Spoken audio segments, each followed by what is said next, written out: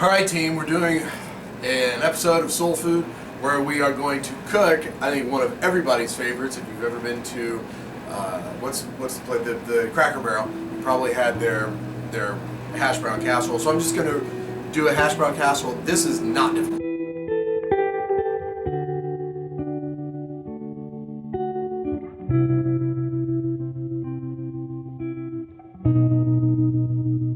Here's what you need. You need a big thing of the hash brown casserole. I prefer the southern style, which is shredded rather than the cubed style, which I think is gross. So the southern style casserole, or country style, it says country style, but it's the shredded type. Do that. Get it out there and let it thaw a little bit. You need a package of cheddar cheese. You can use mild cheddar cheese. You can use Colby cheese. You can use just about any cheese, but sharp cheddar cheese has a pretty good, distinct taste. I like that. A cream of something soup. We're going to use mushroom, even though I don't like mushroom, but you really can't taste the mushroom much. I think it just gives it a consistency thing. And so you could use cream of chicken, but this is going to be a Lenten friendly recipe. So cream of mushroom, you could use cream of onion, you could use cream of celery, you could use cream of chicken, you could use pretty much cream of anything along those lines in just one can. Really, 8 ounces of sour cream. You could use French onion sour cream. You could use ranch sour cream, but I just use the standard sour cream. 8 ounces of it. Again, we're just going to be tossing these things in, so that's how you do it. I utilize 1 onion. Some people could put peppers in here, and that makes it even more of a southern style thing. I just use, actually I use 1 to maybe just a half of the onion. If it's a big onion like this, I might just use half. I just kind of have to see. We've got a 1/4 cup of margarine in here. You could use a 1/2 cup for this recipe. I use a 1/4 cup, and I'm going to spray. I've got some spray as well. This helps in the cooking process. Some salt and some pepper. It's pretty basic. Preheat your oven, 350. We're going to be cooking for 35-45 minutes.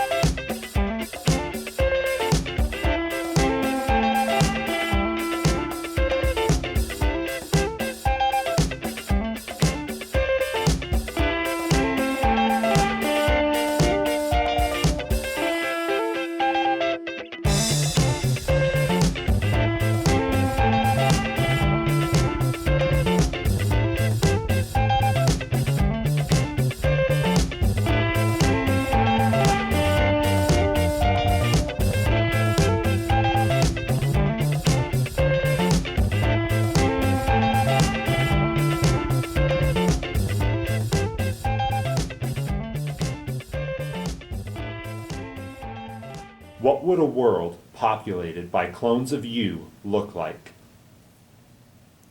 What would a world populated by clones of me look like? It wouldn't be handsome. But that's, I feel sorry for that world. It would be disheveled, chaotic, but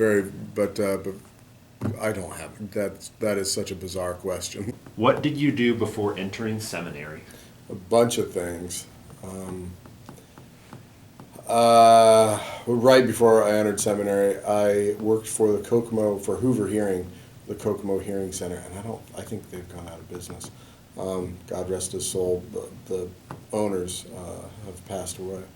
God rest their souls. But I was a hearing aid tech, a hearing aid specialist. I sold them and I programmed them and I did stuff with hearing aids, and so it was not exciting, but paid the bills. And I worked all around north central India. I was in Indianapolis, Crawfordsville, Marion, Peru, here in Kokomo quite a bit.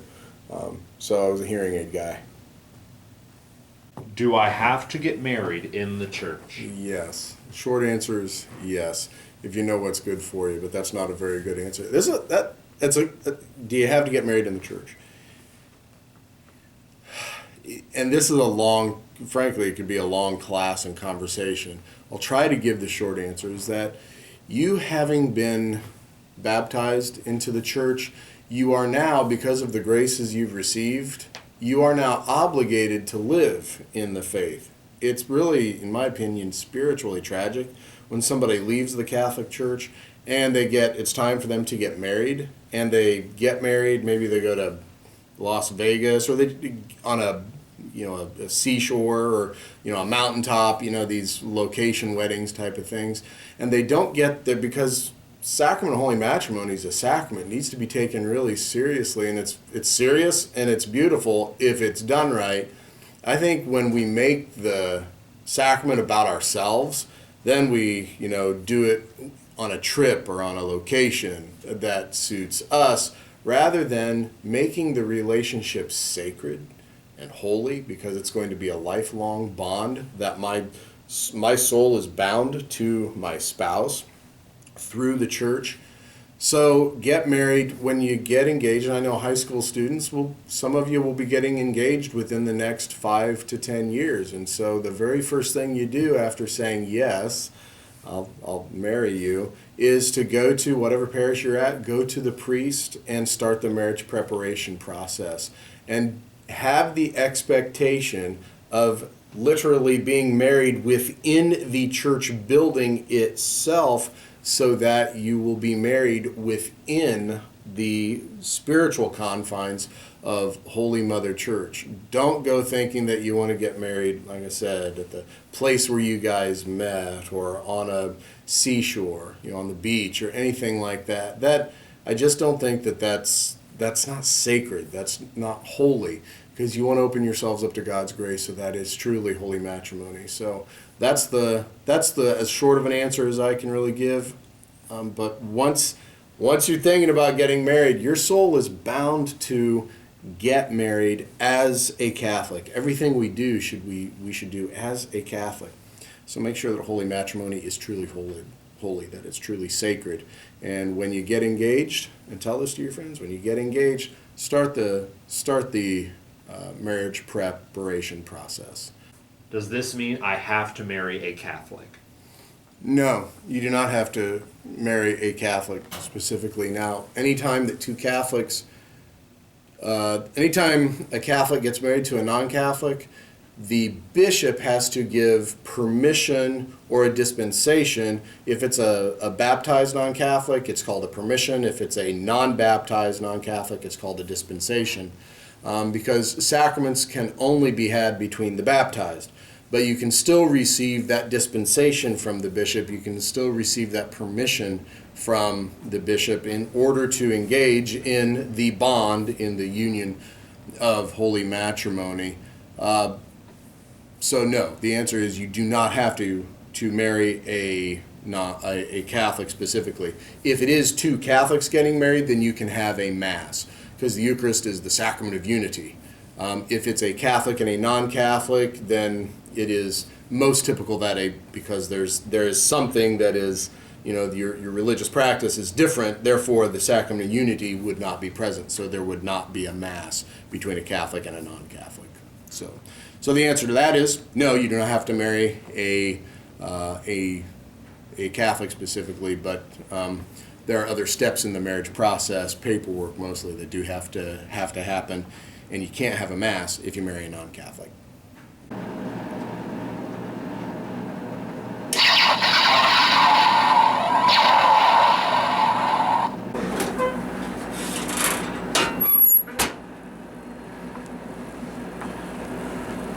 Still bubbling pretty good, you know? X-Lash downstairs in the trash can. There's a lot of what? X-Lash downstairs in the trash Who made it? 4. Improvements, I'll give it 3.5. It's not bad, I'm just giving room for even more so growth. I'll give it 4. Yeah. Mushroom is not my favorite taste, so that's why I give it a 4. But it's good. I'll give it a 4.5 because I love the mushrooms in it. I think it's very good. I would say a 4, 4.5. It's very good. 4.5. It's yummy. I like the onion. Oh, it's rather tasty. I can taste the sour cream with bits of onion, yes, and cheese. Yes, a 5. Whoa! You're the only one! Suck up.